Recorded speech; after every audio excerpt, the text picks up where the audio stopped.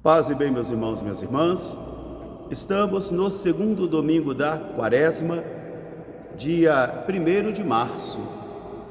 Hoje, a comunidade do Rio de Janeiro celebra o aniversário da fundação da cidade do Rio de Janeiro, ocorrido em 1565.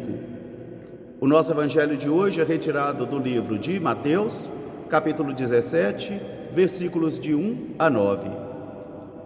Naquele tempo, Jesus tomou consigo Pedro, Tiago e seu irmão João e foram para um lugar à parte.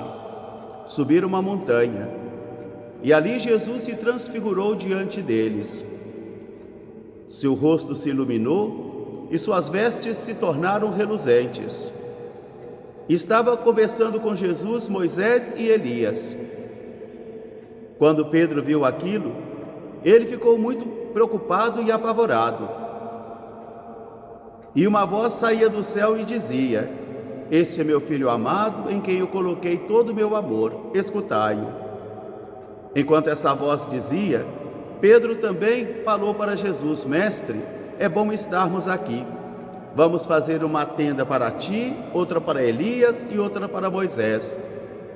Pedro nem estava terminando de falar e eis que uma nuvem reluzente os cobriu. E eles ficaram ainda mais apavorados e caíram com o rosto por terra. Jesus foi até eles, tocou-os e disse: "Levanta-te, não tenham medo." E eles perceberam que Jesus estava sozinho. Depois, eles foram descansar e no outro dia desceram da montanha. E Jesus proibiu-lhes severamente que contassem isto a alguém até que acontecesse a ressurreição dele dentre os mortos. Palavra da salvação. Meus irmãos, minhas irmãs, estamos intensificando cada vez mais a nossa caminhada quaresmal, onde desde o início o profeta Joel chegou convidando a mim e a você para rasgarmos os nossos corações e não as nossas vestes, onde Jesus nos convidava também a voltarmos para nós mesmos, a voltarmos para a originalidade de nossas pessoas e tomássemos cuidado somente por não levarmos uma religião de aparência, praticando as nossas justiças somente para sermos vistos pelos outros. Aqui está a hipocrisia da religião. Aqui está a hipocrisia e a incoerência da religião que Jesus quer proteger os seus discípulos da primeira hora. Agora, no evangelho de hoje, cada um de nós é convocado a contemplarmos a glória do Senhor, a glória de Jesus. Antes de ocorrer a crucifixão, morte e ressurreição, Jesus leva então esses 3 discípulos para poderem contemplar previamente a sua glória. Porque quando nós não conseguimos mais sentir a presença do Senhor, quando nós não conseguimos mais contemplarmos a sua presença dentre nós, nós ficamos desolados e perdidos, desconsolados.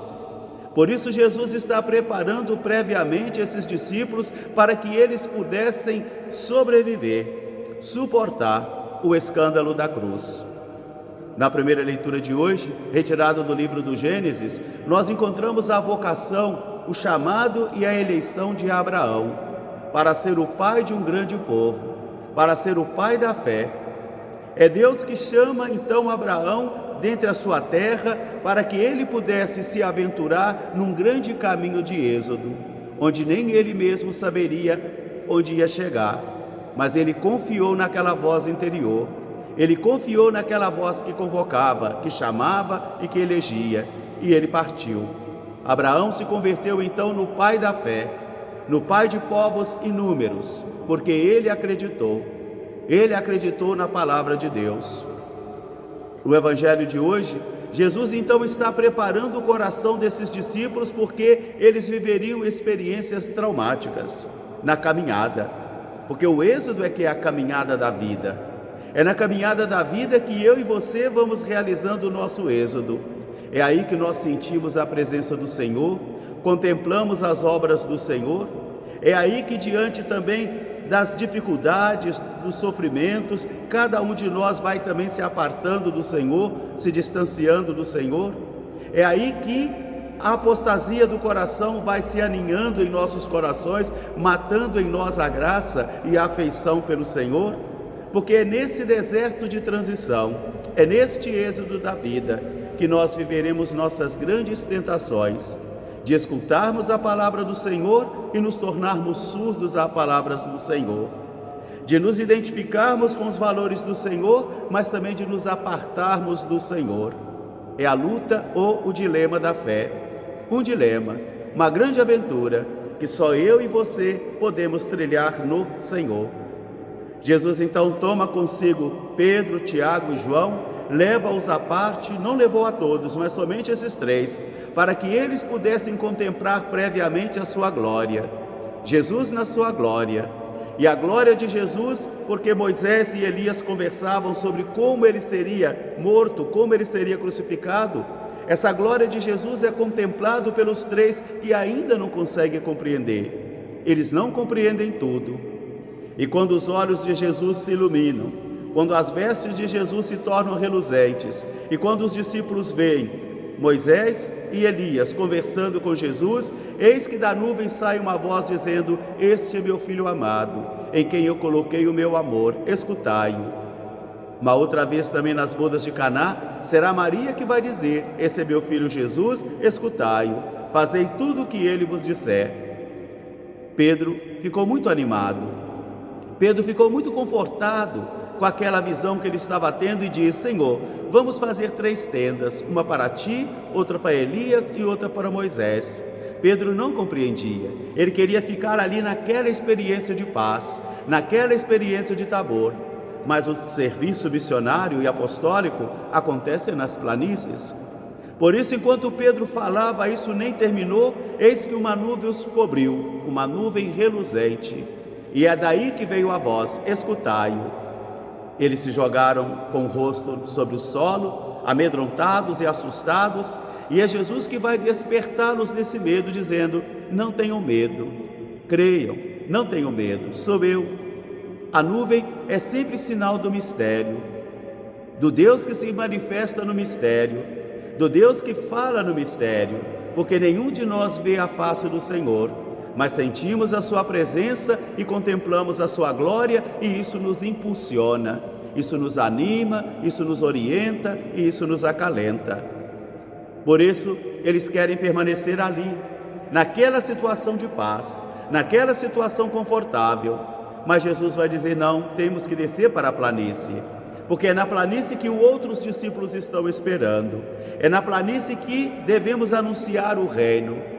E Jesus proíbe severamente a eles que contassem isso para alguém, até que ocorresse a ressurreição dele dentre os mortos. E eles não compreenderam essa palavra. Meus irmãos, minhas irmãs, terminamos com a segunda leitura de hoje, que é a segunda carta de São Paulo a Timóteo, onde ele vai fazer um convite estranho: sofra comigo por causa do Evangelho. Sofra comigo por causa do Evangelho. Porque Deus nos concedeu uma vocação não por causa da nossa santidade de vida, não por causa da nossa beleza, da nossa capacidade, não, mas é por causa da sua misericórdia, do desígnio da sua misericórdia ocorrido no seu Filho Jesus. Por isso, experimente essa força do ressuscitado, experimente esta força de ressurreição e sofra comigo por causa do Evangelho. Às vezes eu e você seremos convidados a sofrermos por causa do Evangelho. E se nós contemplarmos a glória de Jesus e sentirmos a sua presença, nós seremos impulsados, impulsionados, alimentados e consolados nesses momentos de dificuldade. Um grande fraterno abraço para todos, paz e bem, até amanhã se Deus quiser. E aos meus irmãos do Rio de Janeiro, feliz festa da cidade carioca. Grande e magnífico Deus e meu Senhor Jesus Cristo, iluminai as trevas do meu coração, dá-me fé reta, esperança certa, caridade perfeita, sentido e conhecimento, Senhor, para que eu cumpra com teu santo e veraz mandamento. Amém. Paz e bem, até amanhã, se Deus quiser.